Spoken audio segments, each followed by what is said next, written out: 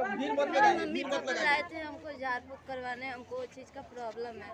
अच्छा और ये इंसान मेरे जिस्म का फायदा उठाने लगा। पहली बार की नहीं, ठीक है, बोलना दीजिए। हाँ, पहले बहुत जोर से मीसा है, उसके बाद मेरा कपड़ा हटा के ऐसे छाती को तोड़ने लगा और दोनों छाती को ऐसे टच करने लगा। नाम शेनाज है, वो 5-6 महीने पहले ये मर गया था, जो इसके इधर आया हुआ है, और ये मुसलमान है।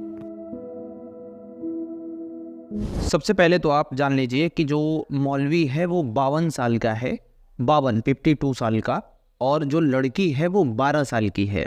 कुछ इन्फॉर्मेशन ये भी आ रही है कि जो लड़की है वो 12 साल की नहीं बल्कि 9 साल की है, और कुछ इन्फॉर्मेशन तो ये भी है कि वो 7 साल की है। पर हम 7 साल को हटा देते हैं बिल्कुल, क्योंकि जितना मैंने पढ़ा है उसके अनुसार 7 साल की तो नहीं ही हो सकती है। 9 या 12 में से एक को रख लेते हैं, यानी मौलवी 52 साल का और लड़की 12 साल की। अब इन दोनों में आपस में होता है। देखो, इस केस को जिस तरीके से मीडिया ने छुपाया है ना, और जिस खिलौनी मानसिकता कहूँ या फिर क्या कहूँ मुझे समझ में नहीं आ रहा है। आगे मैं बताऊंगा कि ये मीडिया ने ऐसा क्यों किया है, मुझे बहुत बुरा लगा है। देखो, ये घटना जो है वो सोमवार को 26 अगस्त को हुई है। क्या होता है रिपोर्ट्स के मुताबिक कि दिल्ली में कांझावाला एक क्षेत्र है, और कांझावाला क्षेत्र में ही एक घर होता है, मुस्लिम परिवार होता है, जिसमें एक मौलवी का आना जाना होता है, जो कि झाड़ फूक आकर के बेसिकली करता है यहाँ पे। इस घर में 2 बेटियां हैं और एक बेटा है, और एक उसका पिता है। माँ जो है वो पहले ही दुनिया छोड़ के जा चुकी है। तो यहाँ पे अभी तक आपको क्लियर हो गया। इसी घर में मौलवी बार बार आता है, वहाँ पे झाड़ फूक करता है और उसके बाद चला जाता है। झाड़ फूक से मेरे को एक बात और याद आ गई। मैं हिंदू हूँ, ठीक है, और मेरे घर पे भी, मतलब घर के आसपास, घर पे नहीं घर के आसपास ऐसे मुस्लिम लोग आया जाया करते हैं। वो भी दावा करते हैं कि झाड़ फूक करना है, ये करना है। ऐसा नहीं है कि मुस्लिम ही आते हैं, हिंदू भी आते हैं। और बेसिकली मेरे घर वाले कुछ इंटरेस्ट भी लेते हैं, झाड़ फूक में नहीं, पर थोड़ा सा उनकी बातों में कि अच्छा ये होता है, ऐसे होता है। और मैंने बहुत सारे लोगों को देखा है भाई कि वो इंटरेस्टेड भी होते हैं, वो करवाते भी हैं। मेरे घर के पास में तो नहीं, लेकिन मैंने बहुत अपनी लाइफ में देखा है। इसमें देखिए कि क्या हुआ है, ऐसे ही व्यक्ति ने क्या किया है। शायद इस बातों को देख करके आप सुधर ही जाओ। और घूम फिर के मेरे दिमाग में एक ही बात चल रही है कि मीडिया ने ऐसा क्यों किया है। खैर, आगे मैं बताऊंगा। ये बात मैंने इसलिए कही क्योंकि मैं बचपन से देखता आ रहा हूँ, जो भी लोग आते हैं लोग उनकी सुनते हैं, जबकि वो कुछ नहीं होते हैं, घर से भगाए हुए या फिर भागे हुए होते हैं, जिनकी कोई वैल्यू नहीं होती। पर फिर भी भाई है तो है। तो 26 अगस्त को वो मौलवी फिर से उस घर में आता है, मुस्लिम घर में, और वो कहता है कि हमें कुछ राशन चाहिए है जिसके बदले हम झाड़ फूक कर सके। तो ऐसा करो तुम, लड़की के पिता से कहता है कि ऐसा करो तुम कि अपनी लड़की को राशन लेकर के मेरे यहाँ भेज देना। अब वो मौलवी जहाँ रहता था वो रहता था कब्रिस्तान के पास में। कब्रिस्तान में भी वो कुछ काम करता था, इतना ज़्यादा डिटेल हमें नहीं पता है, पर कब्रिस्तान में वो काम करता था। घर पे पिता को बोलता है कि ठीक है, मैं झाड़ फूक तो कर ही रहा हूँ, कुछ रिचुअल्स करने हैं, अपनी लड़की को भेज देना मेरे यहाँ। अब पिता को क्या पता, पिता को तो लग रहा है कि जिस प्रकार से आकर के ये घर पे हमारे कर रहा है, भरोसा बन जाता है लोगों का। तो पिता मान जाते हैं, चलो ठीक है भाई, तुम अपना करना, मैं भेज दूंगा लड़की को। लेकिन यहाँ पे एक ट्विस्ट आता है, क्योंकि उसी दिन भेजना होता है राशन लेकर के। तो पिता राशन तो देते हैं लड़की को, लेकिन उसका एक भाई भी था, तो उस भाई को भी लड़की के साथ में भेज देते हैं मौलवी के यहाँ कि तुम भी जाओ, इसके साथ में राशन वाशन पहुँचा दो। अब यहाँ पे मौलवी का प्लान हो जाता है फेल, ठीक है। अब देखो, कुछ लोग गाली मत देना, ठीक है, मैं मौलवी इसलिए कर रहा हूँ क्योंकि वो झाड़ फूक करने वाला है और उसी को शायद मौलवी बोला जाता है। तो क्या हुआ कि लड़की और लड़की का भाई वो दोनों उस मौलवी के यहाँ पहुँचते हैं। मौलवी का तो प्लान फेल, क्योंकि उसने तो लड़की को सिर्फ बुला रखा था, पर यहाँ पे तो लड़का भी आ गया है साथ में। कुछ वक्त बीतता है उसी समय, और फिर उस लड़के को वापस कर देता है मौलवी। कहता है तुम जाओ बेटा, तुम्हारा कुछ काम नहीं है, तुमने पहुँचा लिया, लड़की को यहीं पे रहने दो, अपनी बहन को यहीं पे रहने दो, क्योंकि वो कुछ रिचुअल्स करवाएगी ऐसा जो उसी का काम है यहाँ पे। बेसिकली तुम जाओ अपने घर पे। लड़का रिटर्न हो जाता है। अब यहाँ पे क्योंकि लड़की को ही बुलाया था, अब यहाँ पे बचती लड़की ही है। तो अब उस लड़की को मौलवी कहता है कि चलो कब्रिस्तान में चलते हैं, वहाँ पे कुछ काम है, ठीक है, कुछ रिचुअल्स करने हैं जिससे तुम्हारे पिता की पुरानी जो बीमारी है वो ख़त्म हो जाएगी। अब देखो, ये सब जो झाड़ फूक हो रही थी उसके पिता के लिए ही हो रही थी, क्योंकि उसके पिता को पुरानी एक गंभीर बीमारी थी, उसे ठीक करने के लिए। तो वो लड़की उस मौलवी के साथ में कब्रिस्तान में चली जाती है, ठीक है। और यहाँ पर कुछ होगा थोड़ा मोड़ा इधर उधर, और उसके बाद वो मौलवी, क्योंकि उसकी बुरी नीयत उस लड़की पे थी पहले से ही, इसीलिए वो बुला रखा था, तो उसी कब्रिस्तान में सब कुछ करता है।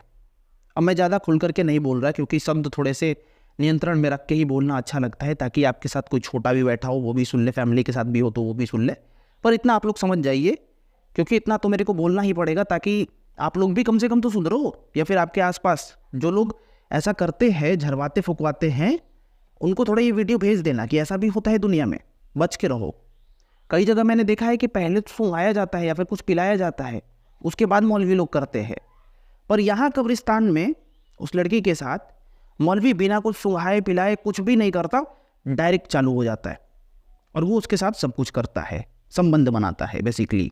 और उसके बाद लड़की तो रोने लगती है क्योंकि 12 साल की लड़की है। तो यहाँ पर क्या होता है, उसे पैसे भी देता है वो, और पैसे देकर चुप कराता है, और ये भी धमकी देता है कि जो तुम्हारे पिता का दवाई हो रहा है ना, जिस इलाज के लिए, तुम्हारा पिता भी खत्म हो जाएगा अगर किसी को बताओगे तो।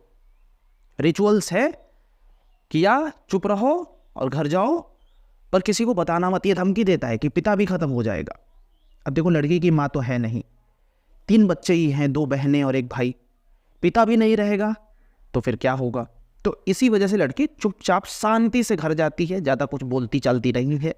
लोगों को थोड़ा सा अटपटा सा लगता है कि लड़की कुछ है नहीं है, पर लगता है कि थक वक गई है तो आराम से रहती है, ठीक है। अब यहाँ पे अगले दिन 26 अगस्त को तो ये सब घटना घटी, लेकिन 27 अगस्त को अचानक से लड़की की तबीयत खराब हो जाती है। खराब होने के बाद 2 यहाँ पे इंफॉर्मेशन आ रही है। एक इंफॉर्मेशन के मुताबिक लड़की की तबीयत जब खराब होती है तो उसकी बड़ी बहन को शक होता है और वो फोर्सली पूछती है छोटी बहन से, क्या हुआ है तेरे साथ, ये बता। तो छोटी बहन बता देती है। और दूसरी इंफॉर्मेशन है, उसके मुताबिक लड़की की तबीयत जब खराब होती है तो उसे हॉस्पिटल ले जाया जाता है, और हॉस्पिटल ले जाने के बाद हॉस्पिटल वाले बताते हैं कि आपकी लड़की के साथ ये हुआ है। बहरहाल जैसे भी हो, कुछ भी हो, लड़की के पिता को ये बातें पता चलती है कि लड़की के साथ ये हुआ है। उसके बाद लड़की के पिता पुलिस को कांटेक्ट करते हैं, और पुलिस जैसे ही सुनती है वो तुरंत आ जाती है, और उसके बाद जो भी स्टेटमेंट्स हैं, और स्टेटमेंट्स पहले के भी लिए जाते हैं, और उसके बाद मेडिकल करवाया जाता है, फिर बाद में भी स्टेटमेंट लिया जाता है। और उसके बाद जो वो व्यक्ति है मोहम्मद जो 52 साल का है, उसको गिरफ्तार किया जाता है। मैं मजाक नहीं कर रहा कि 52 साल का है या फिर 53 साल का है, अपने से नहीं बना रहा, ये रियलिटी है, ठीक है। अगर पॉसिबल होगा तो मैं डिस्क्रिप्शन में लिंक डाल दूंगा, अगर मैं वहाँ पे नहीं डालता आप गूगल कर सकते हो, मोहम्मद 52 साल, दिल्ली की ये घटना है, ठीक है। मैंने बता भी रखा है एग्जैक्ट एरिया, थाने का क्षेत्र, ठीक है। तो इसे मजाक में मत लेना। कुछ लोग होते हैं जो कि सीरियस नहीं लेते, वो बोल के चले जाते हैं कि भाई आप तो ऐसी, अरे मैं ऐसी घटनाएं ही पिक करता हूँ जिसे सुन करके आपको भरोसा ना हो। खैर, पुलिस अब उस मौलवी को पकड़ चुकी है, और यहाँ पे अब इंसाफ की बात चल रही है। लेकिन ये घटना जिस तरीके से बाहर आई है, मीडिया ने इस घटना को ज़्यादा उठाया ही नहीं। मतलब उठाना चाहिए था, लेकिन उठाया नहीं है। मैंने अभी 15-20 मिनट सर्फिंग करी नेट पे, वहाँ पे सर्च वर्च किया, बहुत कम मात्रा में इसके बारे में कहीं कहीं न्यूज़ है। हाँ, आर्टिकल हर मीडिया चैनल्स ने छाप दिया है। आर्टिकल कौन ही आज के ज़माने में पढ़ता है, पर वीडियो में ज़्यादा मुझे मिला नहीं, अभी तक तो मिला नहीं, शायद एक आध मिल जाए तो मिल जाए, ठीक है, जहाँ पे मीडिया ये बात का चर्चा कर रहा हो। हालांकि ये बात इतनी गंभीर है कि हम देखते हैं आज तक कि भाई मदरसे में कभी हो गया, कभी मस्जिद में हो गया, आज कब्रिस्तान में हो गया। ये क्यों होता है मुझे तो समझ में नहीं आ रहा है कि ये लोग एक तरीके से गुरु होते हैं, एक तरीके से, मतलब अब क्या बताया जाए। खैर, आप लोग ही कमेंट सेक्शन में बताओ कि ऐसा क्यों हो रहा है। और बाकी जुड़े रहिए हमारे साथ। बैकग्राउंड में अगर कोई नॉइज़ आ रही होगी तो समझ लेना थोड़ा है डिस्टर्बेंस। बाकी राम राम, मैं हूं अंकित सिंह।